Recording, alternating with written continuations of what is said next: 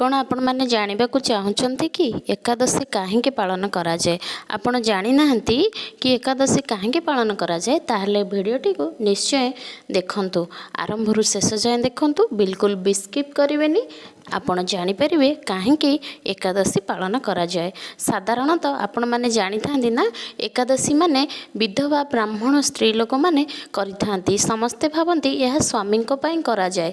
विधवा ब्राह्मण माने बा ब्राह्मण स्त्री लोक माने से माने एकादशी पालन करती किंतु यह भूल अटे। एकादशी साधारणतः समस्ते करें भल यह विष्णु नाम कराए। यह कले आपणकर आत्मा शुद्ध हुए। तेणु एकादशी हेउछि हिंदू धर्मर एक पवित्र उपवास दिन जहाँ मासरे 2 थर आसे आज्ञा। यह पालन करिवार किछि मुख्य कारण रही। प्रथमतः हेउछि आध्यात्मिक शुद्धि। यह पालन कले आपण को आध्यात्मिक शुद्धि मिले। आध्यात्मिक शुद्धि कहले कौन बुझ ना उपवास कले मन एवं आत्मा शुद्ध रुहे बोली विश्वास करा जाए। यह भगवान विष्णु को पाई विशेष दिन। तेणु एकादशी ही केवल विष्णु को पाई पालन कराए। यह कले द्वितीय कहूँ पाप क्षय हेब। धार्मिक ग्रंथ रे कह जाए जे उपवास कले पाप कमी जाए एवं पुण्य बढ़े। 3 रे आसीबा मन एवं इंद्रिय नियंत्रण रुहे। खाद्य रे संयम रखिले मन एवं इंद्रियों को नियंत्रण करिवार शक्ति मध्य बढ़ी थाए। तापर आसीबा शरीर पाई लाभ मिले। जदि आपण माने उपवास करुछंती यह मध्य मध्य उपवास कले पचन तंत्र को विश्राम मिले एवं शरीर को डिटॉक्स मिले बा शरीर टिके रेस्ट निए आपण को पाई यह भल हुए। पंचम आसीबा आम एकादशी पालन कले आपणकर मनस्कामना सब पूरण हुए आज्ञा। जदि भक्तिर सहित आपण एकादशी पालन करुछंती ताहले आपणकर इच्छा पूरण हुए।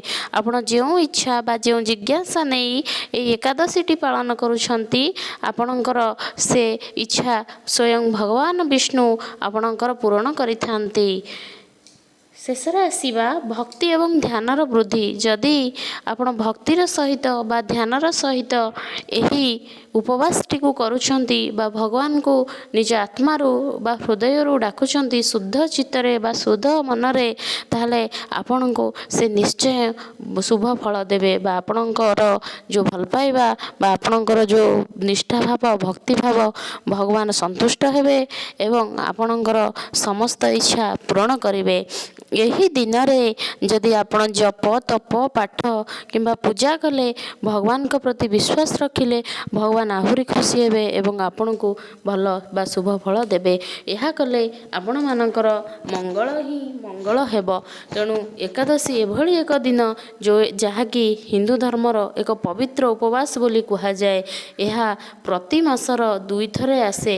एक रे अमावास्या तिथि रे एकादशी आसे एवं पूर्णिमा तिथि मध्य एकादशी आसे। आपण समस्ते जदि एकादशी पालन करती स्वामी स्त्री बापा माँ कि पुओ झील जी भी नहीं समस्ते उपवास करंतु बा समस्ते एकादशी पालन कले किछि हेब नहीं। केवल जे विधवा स्त्री लोक माने पालन करेंगे यह भूल अटे।